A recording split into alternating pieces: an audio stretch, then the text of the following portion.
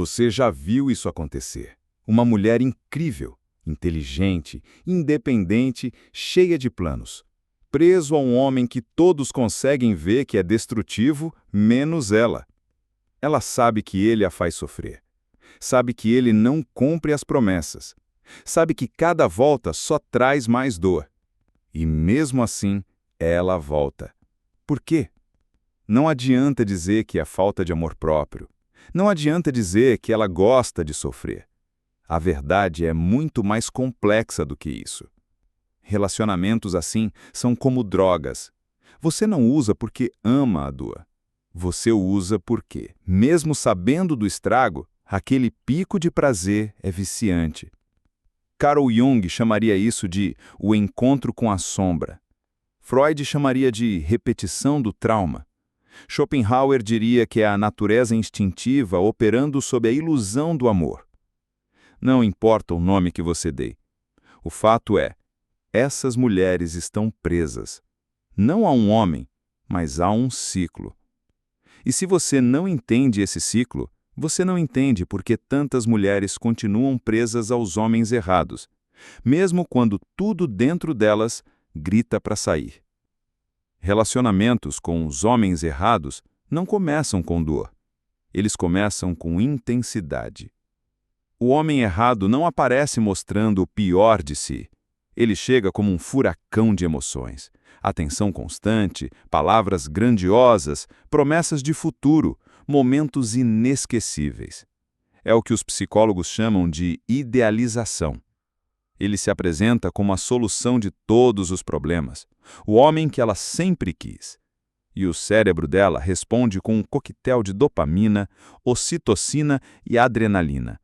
É como se dissesse, você finalmente encontrou algo único. Mas essa fase não dura. Logo vem a oscilação. Críticas, afastamentos, sumiços e em seguida o retorno com pedidos de desculpas, promessas de mudança, novas doses de atenção. Esse ciclo de dor e recompensa é exatamente o que vicia. É a mesma lógica que prende alguém a um jogo de azar. Perde, sofre, mas continua jogando, porque de vez em quando vem a recompensa que faz tudo parecer valer a pena. E assim, o cérebro cria um vínculo químico poderoso. A dor é esquecida nos momentos de prazer. O prazer se torna ainda mais intenso depois da dor. E o ciclo continua. Por isso, para quem está de fora parece irracional, mas para quem está dentro, é como estar preso a uma droga que você odeia e da qual não consegue se livrar. Carl Jung dizia que ninguém é totalmente consciente de si mesmo. Dentro de cada pessoa existe uma parte que ele chamou de sombra, um conjunto de desejos, medos e impulsos que nós reprimimos, porque eles não combinam com a imagem que queremos ter de nós mesmos. E aqui está a chave para entender por que tantas mulheres ficam presas aos homens errados. O homem errado conversa diretamente com a sombra. Ele não fala com a versão que ela mostra para o mundo, a mulher controlada, racional, segura. Ele fala com a parte oculta, aquela que anseia por intensidade, que quer viver fora das regras, que deseja experimentar a liberdade, mesmo que isso traga caos. Esse homem encarna aquilo que ela reprimiu, a agressividade que ela não ousa ter, a impulsividade que ela teme mostrar, a ousadia que ela aprendeu a esconder. E inconscientemente ela é atraída por isso. Jung dizia, aquilo que não enfrentamos em nós mesmos, encontramos nos outros. Ou seja, ela busca no outro aquilo que falta dentro dela. O homem errado se torna um espelho distorcido, um convite inconsciente para que ela entre em contato com os aspectos que reprimiu a vida inteira. Esse é o tipo de atração que transcende lógica. Por isso não adianta dizer, basta sair dessa. Porque o que aprende não é só o amor, nem só o vício. É a psique buscando se completar através do outro. E esse jogo psicológico cria um laço profundo. Ele não é um bom parceiro, mas é um gatilho para um lado dela que, de certa forma, ela sente que precisa vivenciar. O resultado? Mesmo que doa, mesmo que destrua, ela volta. Porque na camada mais inconsciente, ela acredita que está vivendo algo necessário. Freud dizia algo incômodo, mas profundamente verdadeiro. Nós não escolhemos apenas por amor, nós repetimos. Essa é a chave para entender por que tantas mulheres permanecem presas aos homens errados. Elas não estão apenas amando, estão repetindo padrões antigos. Imagine o que acontece quando uma menina cresce em um ambiente onde o amor é instável.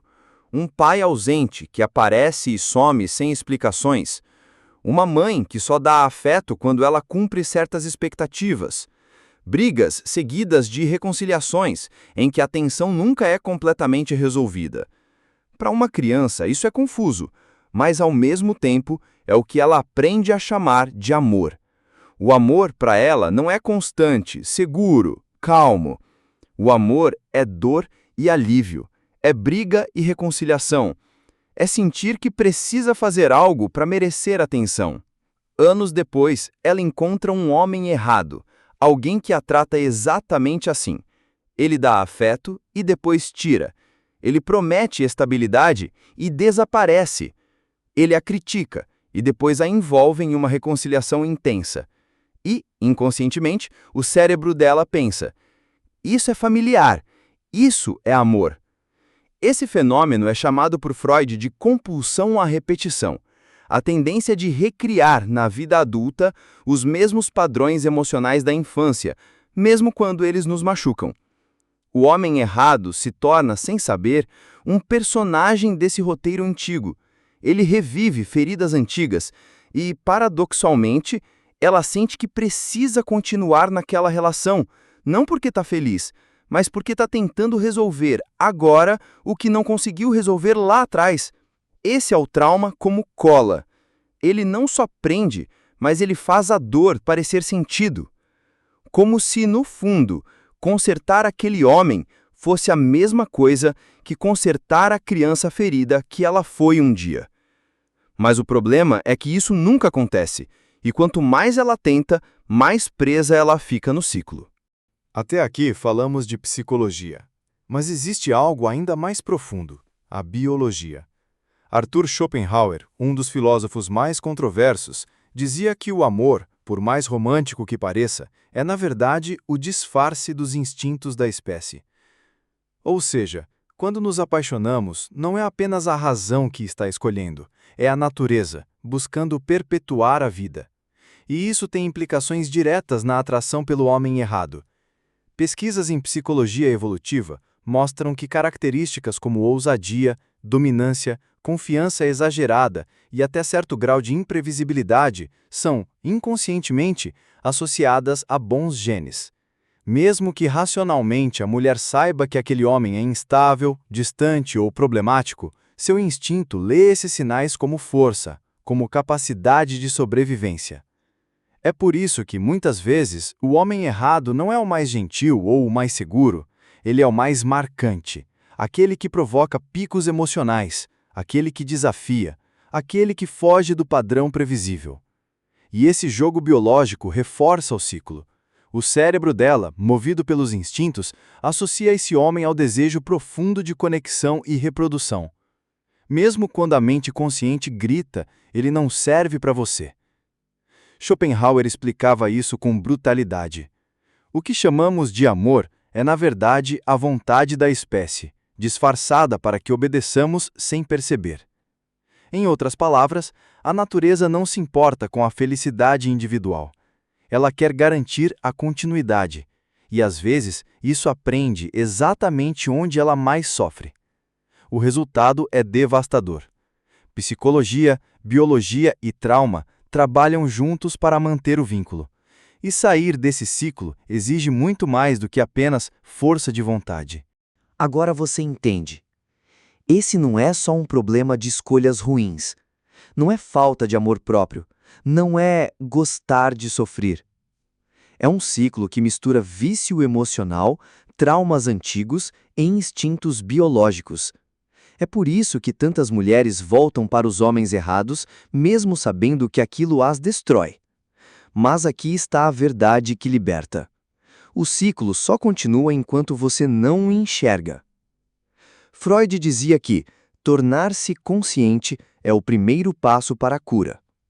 Quando a mulher entende que não está apenas amando, mas repetindo padrões, a narrativa muda. Quando ela reconhece que o homem errado é só um espelho de suas feridas antigas, ela tira dele o poder de definir quem ela é. Romper esse ciclo não é sobre odiar os homens. Não é sobre se fechar para o amor. É sobre aprender a se enxergar. Carl Jung dizia que ninguém se torna iluminado imaginando figuras de luz, mas sim reconhecendo a sua própria escuridão. Quando a mulher encara a própria sombra, seus medos, suas carências, seus padrões, ela deixa de buscar no outro aquilo que precisa encontrar dentro de si mesma.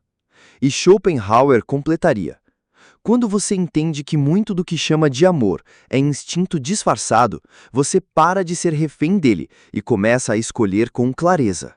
Esse é o ponto. Autoconhecimento é liberdade. E liberdade é a única forma de sair do ciclo. Você não precisa parar de sentir, você precisa aprender a sentir sem se perder.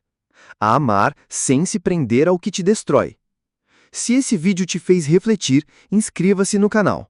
Aqui usamos filosofia e psicologia para abrir os olhos sobre os jogos invisíveis que controlam nossas escolhas. Porque ninguém merece viver preso ao que só traz dor, especialmente quando existe um caminho para se libertar.